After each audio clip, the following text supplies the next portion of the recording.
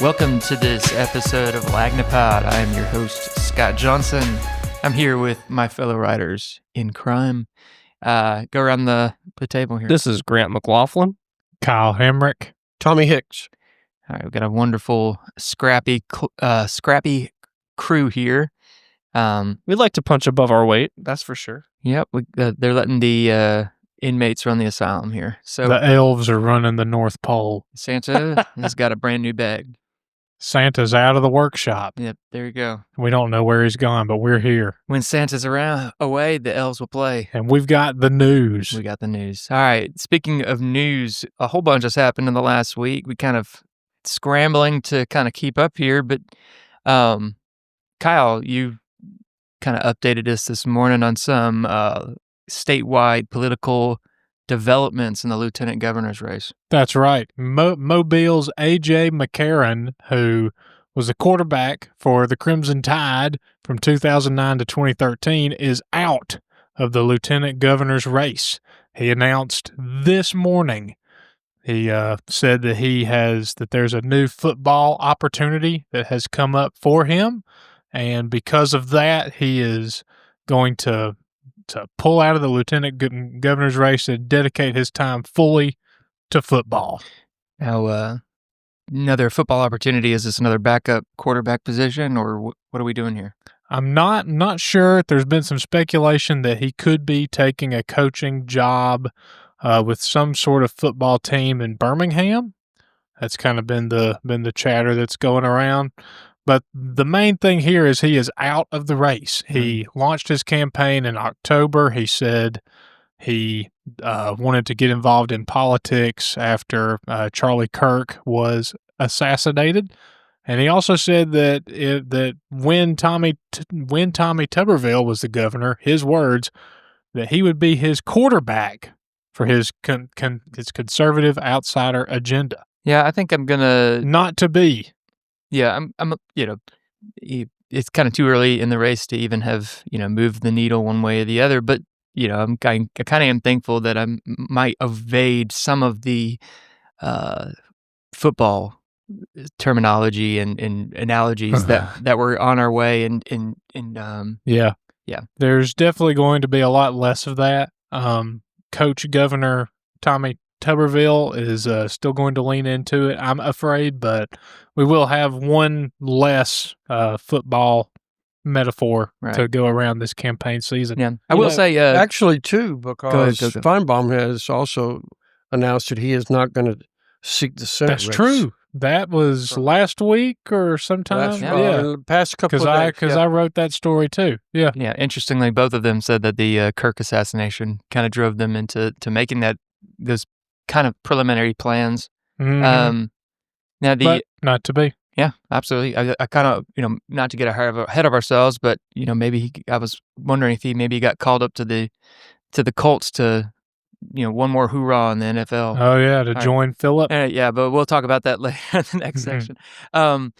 McCarron, he came out. I think that his announcement was, right on it was only on Facebook, I think. Yeah, and he ran a pretty social media heavy campaign here. Yeah, he kind of got punched in the teeth right on the get go, and I kind of been scratching my head about that since it happened. I didn't really feel like he was done right there, because almost as soon as he announced, there was a report out that he had just registered to vote like a week or so before.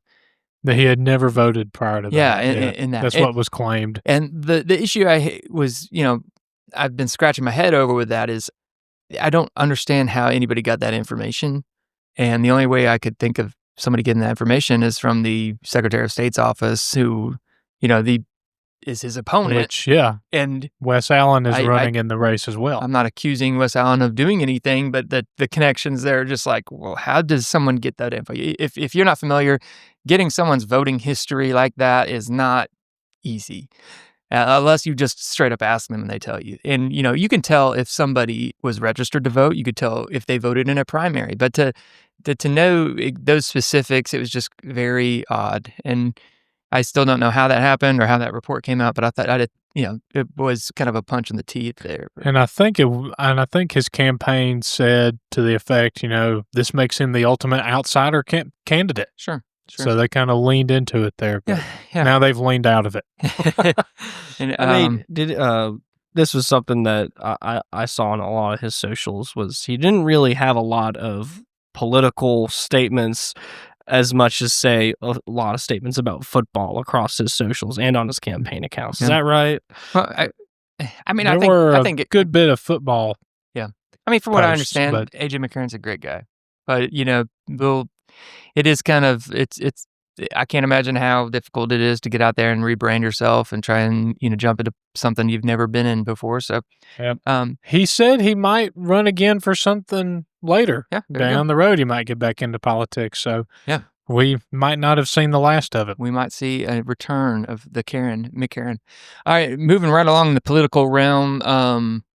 Grant, you had an interesting report post this morning with a longtime and very popular state senator, Chris Elliott. What was going on? Yeah, so God, it was actually kind of funny because when Monday rolled around, as it always unfortunately does, I got this release that Chris Elliott had been endorsed by all 14 mayors of Baldwin County, and my first thought was, I didn't even think all the Baldwin mayors were in his district, and I was like, okay.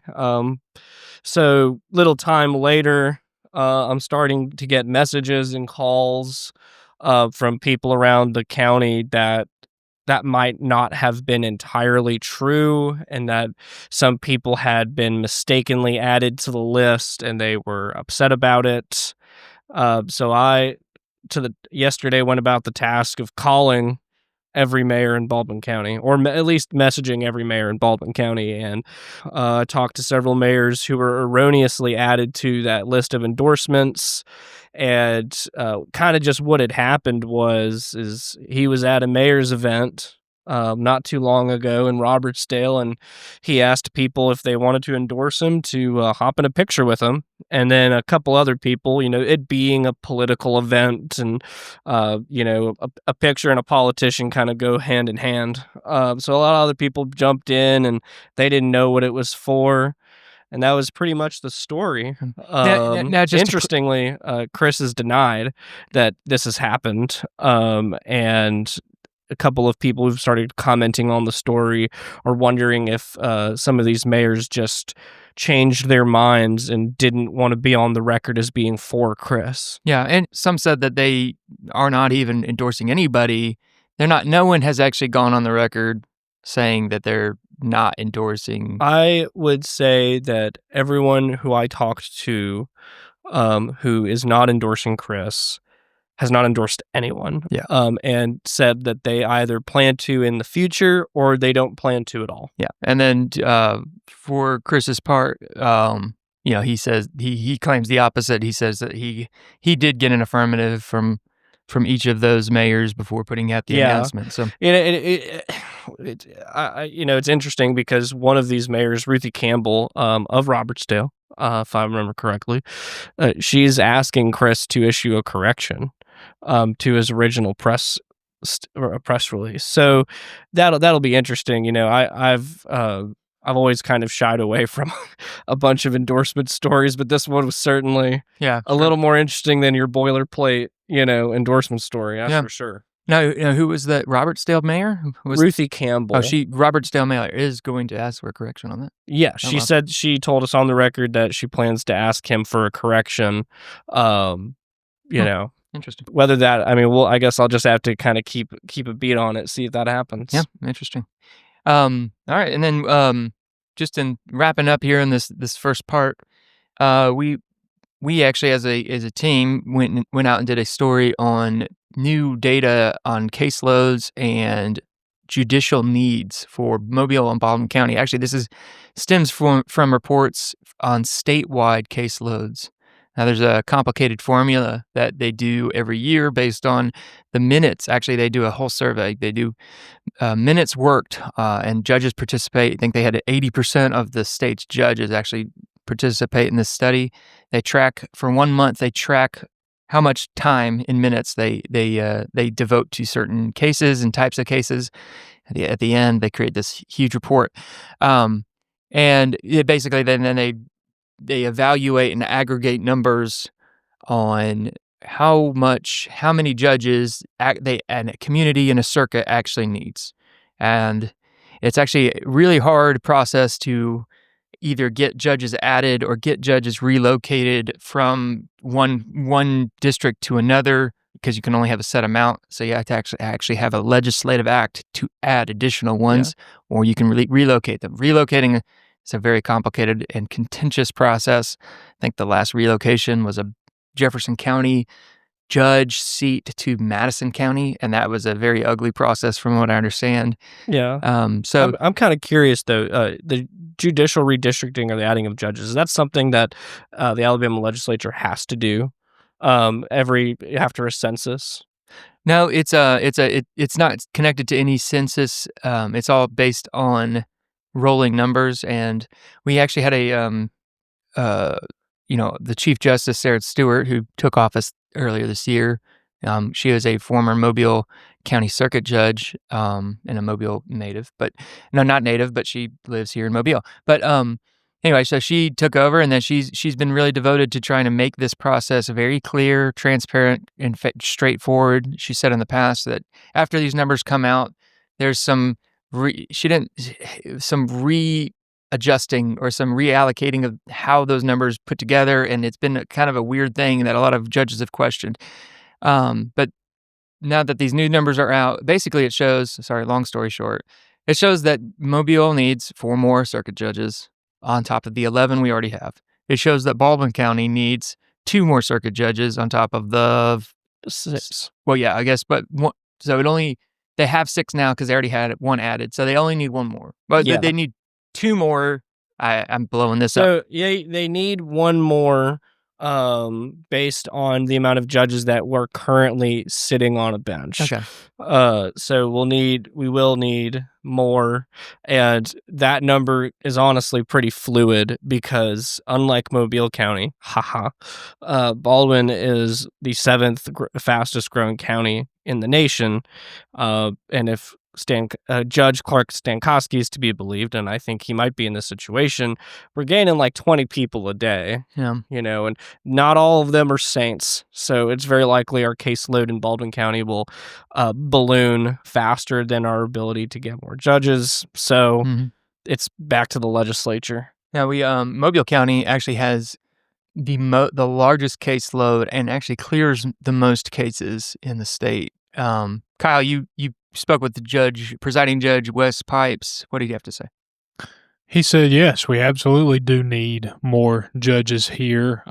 There are, I'm trying to remember. 11 circuit judges. 11 circuit judges, and that we need 4 more. Yep. And he said that, if those were to drop out of the sky and onto the 6th, then I believe the 7th floor is a government plaza, he would know exactly where to put them. Great. Strickland Youth Center, and then we would create some special dockets. He said that the judges in Mobile County are swamped. He actually said that we could use more district court judges too, saying that because the report said that we actually have, I think, 2 more judges than the state calculated we would need. 1.5, but who's counting? Judge Pipe said that we just need more judges. Yeah. Period. We have a lot of cases, and we need the help. Yep. Another thing that's interesting to that, I spoke with District Attorney Keith Blackwood, and if you're adding more judges, you're going to need more prosecutors. He's actually been in the process of going to the legislature with his needs for funding. I think he's proposed an additional $5 million to his budget. He's only getting $1.5 million right now from the state. Most of his funding comes from the county, so he needs about $5 million to actually fully fund and fully staff his office with prosecutors. I think he says he needs 30 more assistant district attorneys.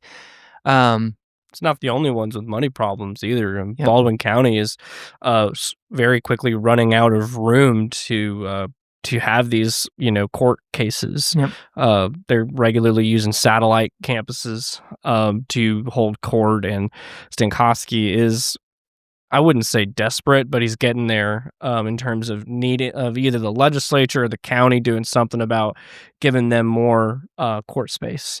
Yeah, and this is really interesting too because in 2023 we actually got more judges put on. Mobile County was actually asking for two more circuit judges at the time, which would have been now looking at the need we have of we need 4. Having 2 extra would have been a great thing right about now. So the with the 2023 law that passed adding those judges, there was a 4-year moratorium on reallocating and adding any. I think reallocation was the only thing.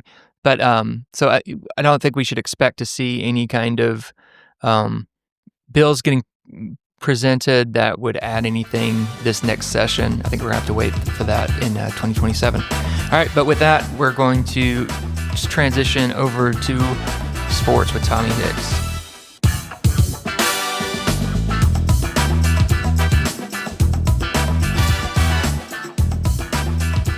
And we're back, and this go around, we're going with sports with Tommy Hicks. Tommy, we had a local familiar face show up in Indiana. Yeah. Philip Rivers, the St. Michael head coach, was called out of retirement to return to the NFL with the Indianapolis Colts, the team he played his last season with. He played 17 seasons in the NFL, 16 with the San Diego / Los Angeles Chargers. And his last season was with the Colts. They had a rash of quarterback injuries from their starter to their backup, which is another Fairhope resident, Riley Leonard, to their signee from the draft, and Anthony Richardson was already on injury reserve.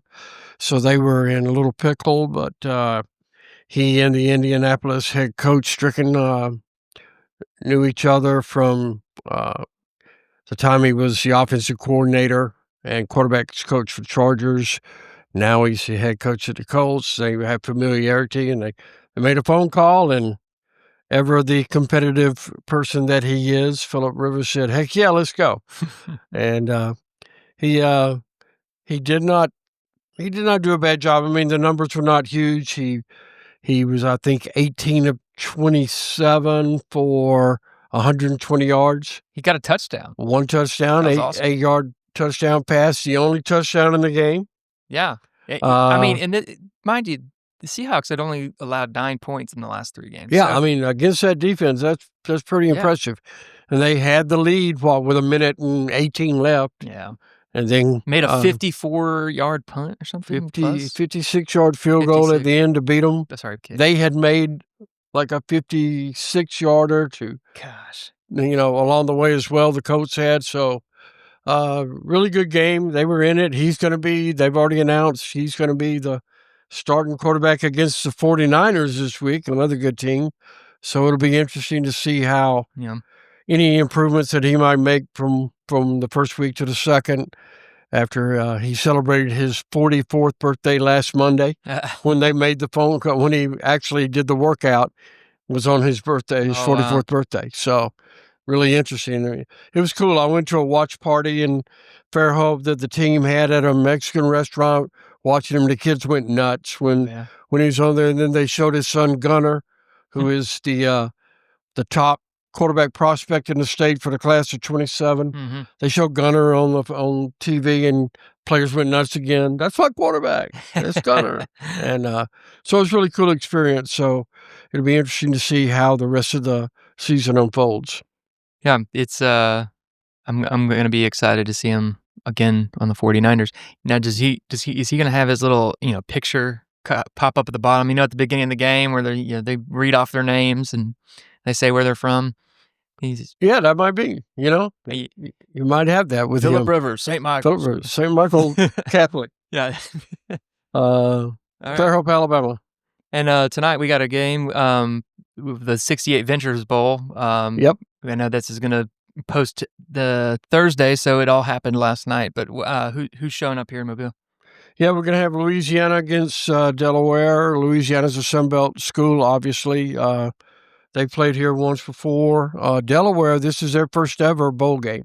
They were a FCS team for years, very successful, won a national championship, played in 3 other title games, I believe, during their stretch there. They made 18 different playoff appearances, so very successful at the FCS level. They are in their transition period, playing in Conference USA, but picked up 6 wins, became bowl eligible, and got their opportunity to come down here. They're all geeked up, especially with the weather coming back to more what we're used to this time of year. I can't imagine. Not as cold. They got to be pretty happy. Yeah, I can only imagine it's a lot colder in Delaware right now. Yep. But it's going to be an interesting matchup, and I know the Delaware people are really looking forward to this game just because of what it means for them. How often do you get players who will show up in the 68 Ventures Bowl and then show up in the Senior Bowl too? Yeah, you get that a lot. I mean, we're even back in the beginning, LaDainian Tomlinson, when he was at TCU. At TCU, he ended up playing here twice and then played in the Senior Bowl. He played 2 bowl games here, played in the Senior Bowl here. You get a lot of those guys that come through, so it'll be interesting to see if no one from those 2 teams is currently listed. The Senior Bowl, if you go to seniorbowl.com, you can find the list of players that have accepted invitations. Something really to talk about. 77 guys as of Wednesday have accepted their invitations. 5 from Alabama: Jam Miller, the running back; Jeremy Bernard, the wide receiver; Tim Kennan, the 3rd defensive lineman; Deontay Lawson played at Mobile Christian, linebacker, and Justin Jefferson, a linebacker. They are all have accepted their invitations. Auburn's represented by Jeremiah Wright, offensive lineman, and Kieran Crawford, the outside linebacker. 2 other local guys have accepted invitations. Colin Lacey, who had started at South Alabama's wide receiver, kick returner, now at Louisville. He's coming to the game. He had played at Faith Academy, and then Lee Hunter, who had played at Blunt and was at Auburn for a while, and then UCF, is currently on Texas Tech. He's in the playoffs, so they're both coming. Diego Pavia, the quarterback, has accepted his invitation. I might just show up to watch Pavia. Or show up to boo him. A lot of people not really happy with his reaction post-Heisman announcement. So it'll be interesting to see how people treat him when he gets here. Yeah. I don't think he's 6 foot. He's definitely not. He's closer to 5 foot than 6 foot, I would think. All right. We got the playoff games on Saturday. You mentioned we have 4 games going. Yeah, well, actually Friday. Friday we'll start at Alabama. That's the one that's going to matter. Alabama at Oklahoma is Friday night. The winner gets Indiana. Not a good choice, not a good thing, but we'll see how it works out. James Madison is on Saturday. You got James Madison at Oregon. That winner gets Texas Tech. You got Tulane at Ole Miss. That winner gets your Dogs of Georgia. I'm not going to bark for everyone's sake. And then Miami at Texas A&M. That winner will get Ohio State in the second round. Oh, awesome. Have you filled out a bracket, a playoff bracket? I have not filled out a playoff bracket. People are doing that now, apparently. So you can now, just like the March Madness, now that you have 12 playoff teams, they're filling out playoff brackets. Okay. Folks will gamble on anything, won't they? Yeah. Pretty much. Yeah. I bet you they will. Ah, perfect. See what I said there? Meet me after this. Yeah. See what I did there? All right. Real quick, Tommy, next year, Super 7. You just laying out the timeline. It's going to be a pretty packed time of year this time next year. This place is going to be jumping at this time of year next year. The Super 7, the Alabama High School Athletic Association State Championship Games, will be here for the first time. And for the first time ever, it'll be a 4-day event instead of a 3-day, which is what it has been. So it'll be Wednesday through a Saturday event. The folks in South Alabama that run the stadium are going to be quite busy. They'll have the Super 7 for 4 days. That will end on a Saturday. Then on the next Friday, the following Friday, you'll have the North-South All-Star game with the Alabama High School Athletic Association. On that Saturday, the following day, there will be the Alabama-Mississippi High School All-Star game. And then if the current calendar holds for bowls, you will have the 68 Ventures Bowl at that stadium on the Wednesday following that. So really busy. And then after that, of course, there's a couple of weeks off, and then the Senior Bowl comes to town. So it'll be quite a busy little schedule for the folks in South Alabama, but really a lot of good opportunities for football fans in this area. It's going to be bumping. Let's go. Yep. The Lagnapod is a Something Extra publishing production. Executive producers are Rob Holbert and Ashley Trice. Music is by Some Pulse Sounds and Electro Animals. Only subscribers like you have access to this podcast. Tell your friends they can sign up at my.lagnapmobile.com. For advertising opportunities, please call 251-450-4466.